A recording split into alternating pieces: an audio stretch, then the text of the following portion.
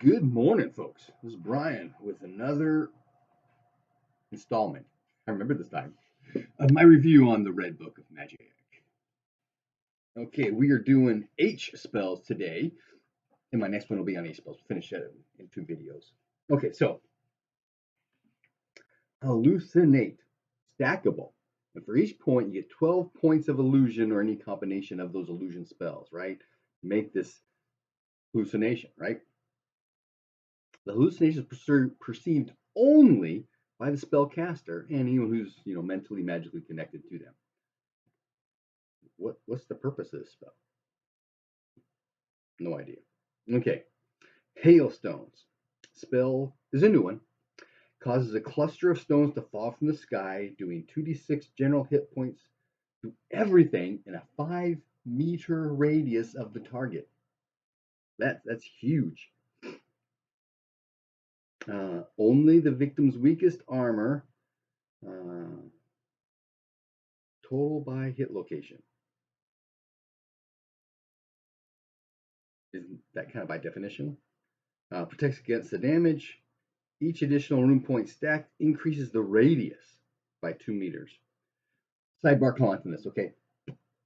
In the game I play in, it's the RQ3 game, because you get these generalized damage things like running through a fire and that kind of stuff. What I have done is I take the armor protection times the points that hit location is hit, add 2-point leather on the arms, so it's 2 times 4, 5-point helmet, 5 times 2, add all that up, divide by 20, and I get this like generalized armor protection. Is that extra math? Yeah. Is this easy on the math? Yeah, but if I'm a Makti and I cannot wear metal armor on my left leg, or no armor on my left leg, and these hailstones come tumbling down, and I'm really going to take all that damage because I'm going to put my arms up to protect my head, right? That's just natural. Just an idea. Okay, Harmonium. This spell affects, it's a new one, by the way. This spell affects a 3-meter diameter for every rune point stacked. No living being can initiate any hostile action within that zone. They cannot cast attack spells. They cannot use attack skills. They can't even speak harsh or cruel words to one another. Everyone is peaceful and content. You can, however, walk outside the radius. And you can boost the spell to overcome anger-causing spells like fanaticism or berserk. Does not affect undead. Good to go. Okay, harmonize. Another new one. There's a lot of harmony type spells here. Harmonium, harmonize, and harmony. Okay, harmonize. Overcoming, if the caster overcomes the target's power, the target then mimics the caster's movement exactly. Oh, you can be a willing, in which case you don't have to worry about the power versus power. It only works on beings who have the same hit location table as the caster. If the harmonized target is injured, the user, I'm assuming they mean caster here, feels that pain and must make a concentration roll. If the harmonized target is slain, the user, again assuming caster, takes 1d6 general hit point damage. You can stack this in order to get multiple targets. So you got your chorus line, fancy. That's cool. Okay, harmony, just like the book. Anyone within 3 meters of the caster is kept from getting violent. It counteracts emotion-affecting spells like fanaticism and demoralize that are weaker than the harmony spell. Rune point stacked adds 3 meters to the radius.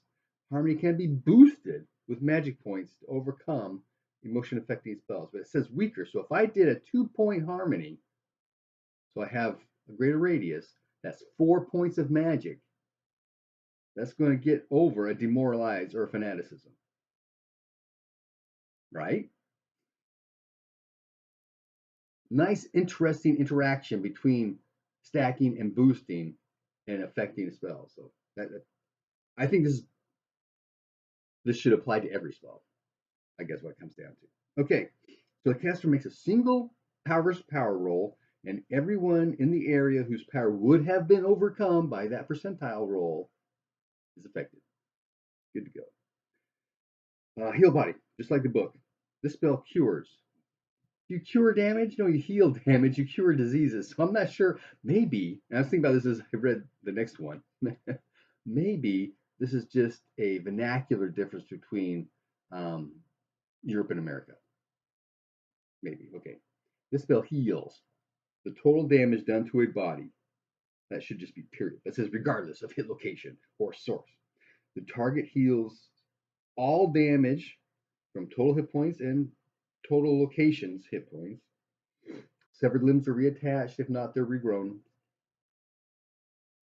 Excellent, very handy spell. Okay, healing trance. Again, from the book. Target falls into a deep trance, and their healing rate speeds up to 8 times normal. So if you normally heal 2 points in a week, you heal 16. Why 8 times? Personally, I would do 7, in which case you heal your healing rate in a week every day. But that's just me. Okay, the caster and the target both remain unwakeable in their trance until the healing is complete. However, they must be fed and cared for. Okay, heal wound, just like the book. Heals damage. Heals damage. When cast, the caster must simultaneously spend magic points equal to the hit points to be healed. This spell cures. We just said heals earlier. Cures the damage location element. It heals damage.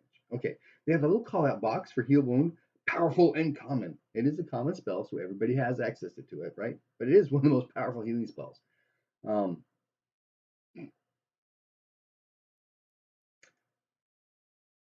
And they go a little definition here about how each cult's version is subtly different, which is cool. I like that. It gives you that flavor kind of thing, right? But it reminds me of a video I saw just like yesterday, which is a review of Jonathan Strange and Mr. Norrell. There's an adaptation for the screen. I don't recall what it was on. I think it may be Netflix. I have seen this, but I could have sworn maybe I got through Netflix disc because I still do that. I'm old fashioned. But there is a TV adaptation because like 6, 8 episodes kind of thing, a miniseries. Yeah, BBC miniseries. There we go. So hey, and I would recommend checking that out. But if you check out the video of the review, the guy's talking about how magic is portrayed, and it's got all kinds of great color kind of stuff, like you know, using his blood to bring the dead to life. When they can't understand what they're saying, he spits in their mouth so they can speak a language that they understand.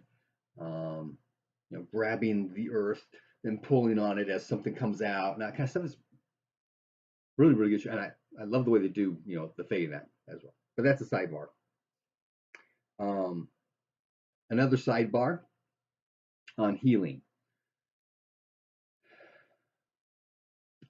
In my Glorantha, I don't allow stacking of heal spells. So if you have heal 1, you can't just take your time and heal all your damage. I do allow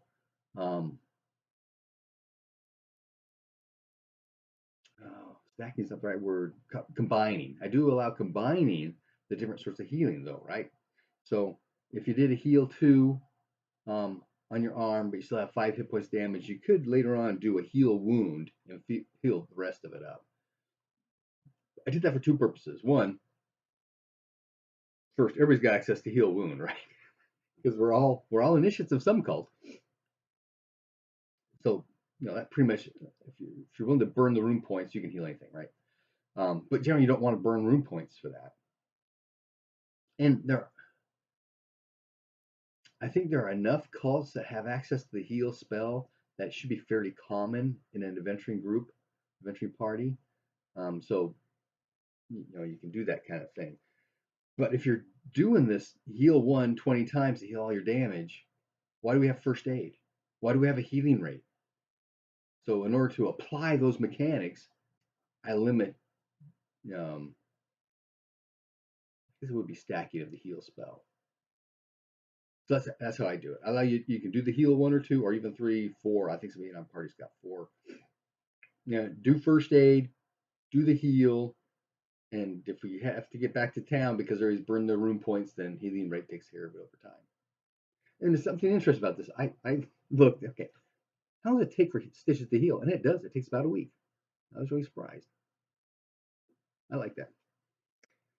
Deep down, I keep thinking it's going to take longer. I remember the story in one of the Arthurian legend things about Arthur taking a spear to the leg and him being out for months. Yeah, it's from a critical hit. Okay, Hearth Fire, the last one we're doing for this episode. Um, cast on a fire within a brick or stone-lined fireplace, right? So it's a hearth fire, right? The fire continues to burn hot enough to cook food or boil water without needing to add additional fuel for 12 hours. Good to go. Handy spell. Happy gaming.